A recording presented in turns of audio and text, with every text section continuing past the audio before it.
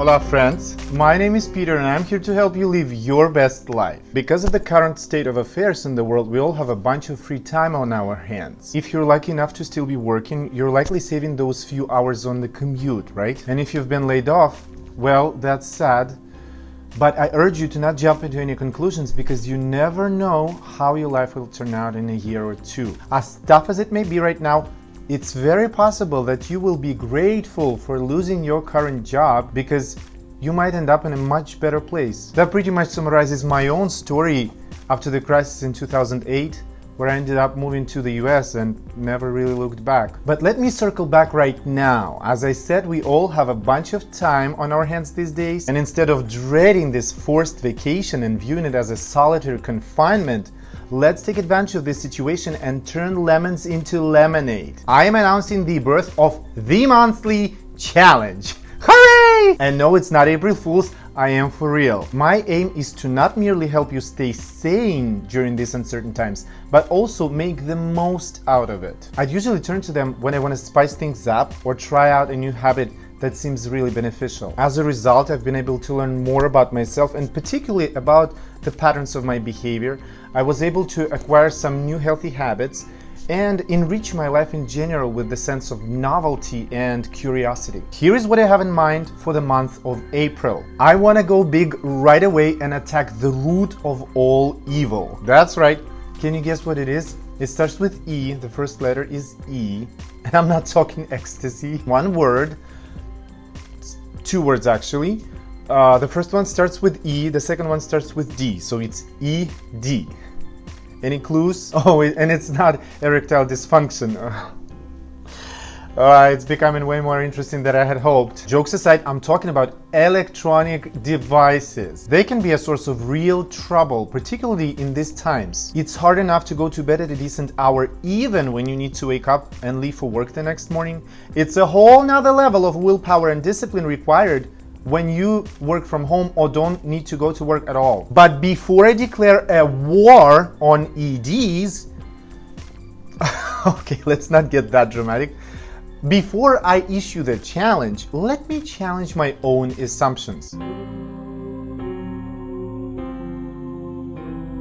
The research tells us that one major problem with EDs is the blue light that they emanate. There is an article on a Harvard Medical School website that's called "Blue Light Has a Dark Side." Let me quote a passage from the article.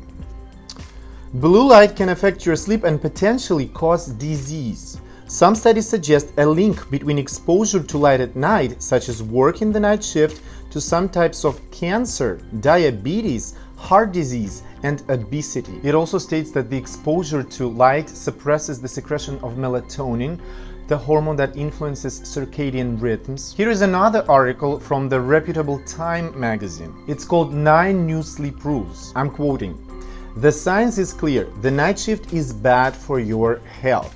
A study in the American Journal of Preventive Medicine followed nearly 75,000 nurses and found that those who worked rotating night shifts had an 11% higher risk of early death than those who did not. If they worked that schedule for more than 15 years, the risk of dying from heart disease was 38% higher than their peers. They also had heightened risks for several types of cancer. So far, researchers don't know how to counteract the havoc wreaked by uncommon sleep cycles." Duh! Because there is no good way to counteract with it. It's like fighting an uphill battle. You can do everything in your power, but in the end of the day, if you do not normalize your daily regimen, you are bound to end up with those heightened risks. Just like with every research, if you keep digging, you'll always find contradicting information. Let's look at another article from the Time magazine. This time, the Times shares a study from the University of Manchester. I quote, "Yellow light actually seems to disturb sleep more than blue. Warm-toned light could trick the body into thinking it's daytime, while cooler blue light more closely mimics twilight." The study was surprising given the widespread thinking about blue light. While electronics can keep you up because of their bright lights and ability to time suck, Blue light isn't necessarily the problem, they say. I should mention that the study was performed on mice, and later the writers say, since the rodents are nocturnal, they may respond differently to light than humans do. So what do we do with this information? Well, it just goes to show that there is a lot of contradicting information when it comes to nuances, especially as to which light is more detrimental, blue or yellow. But an important takeaway can be found in the last passage of this article. It says, research is pretty definitive on the fact that a dark room is the best environment for sleep, so it's smart to block out light sources when it's actually time for bed.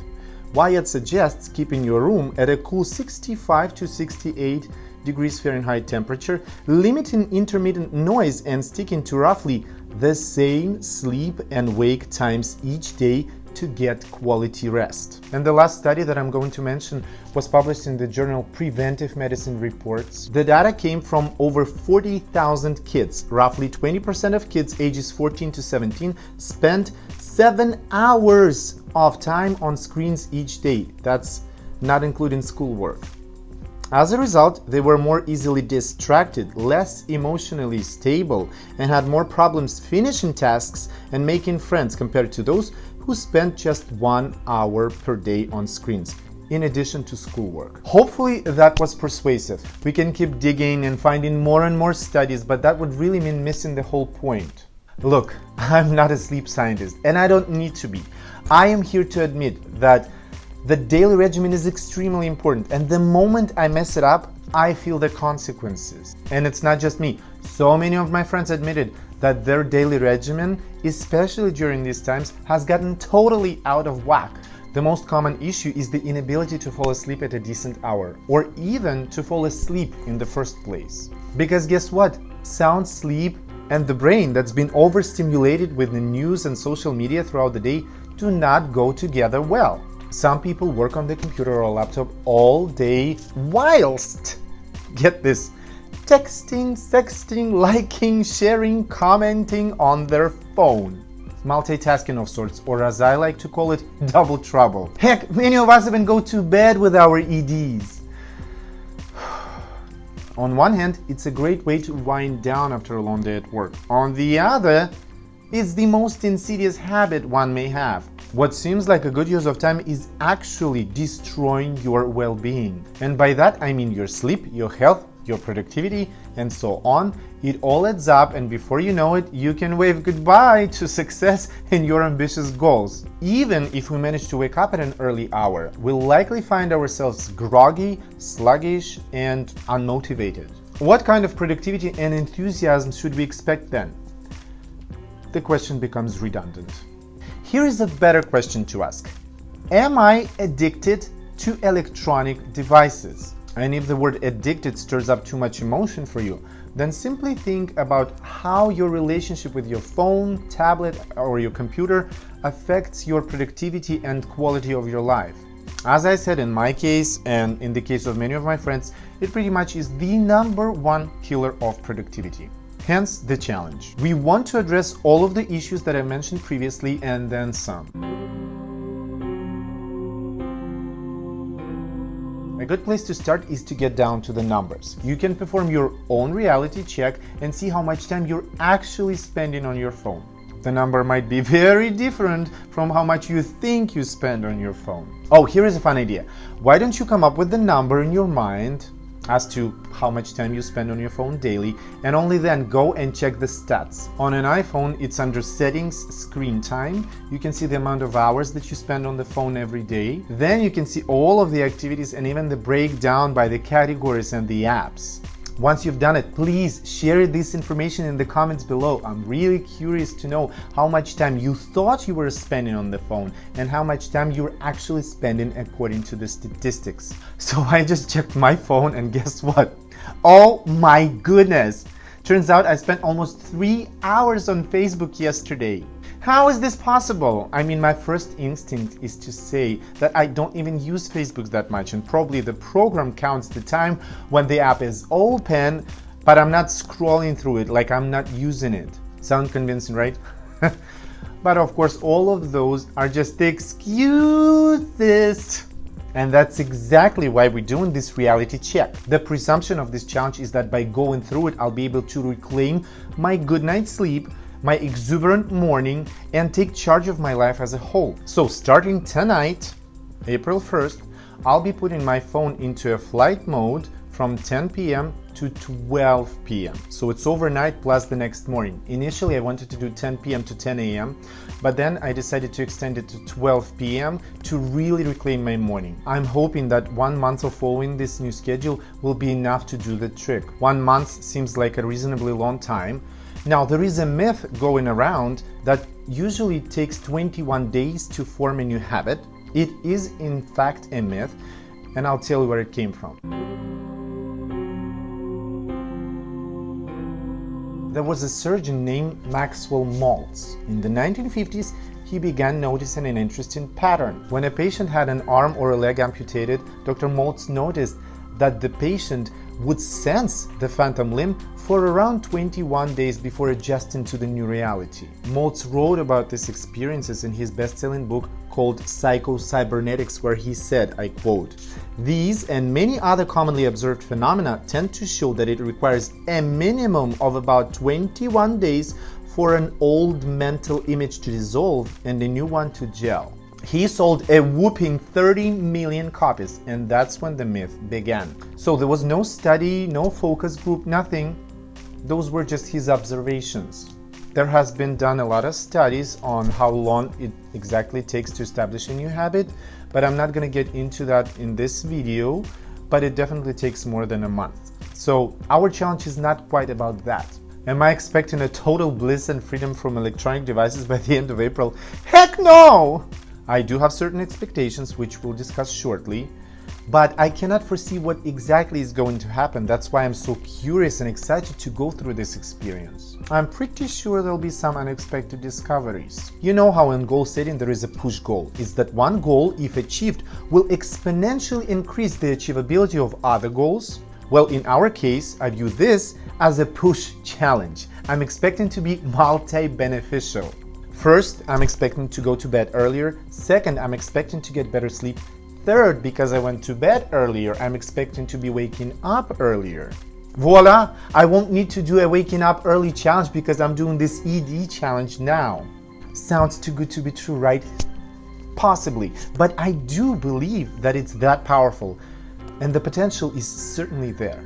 That being said, I invite you to join me on this journey and see if you can find anything of real value for yourself in here.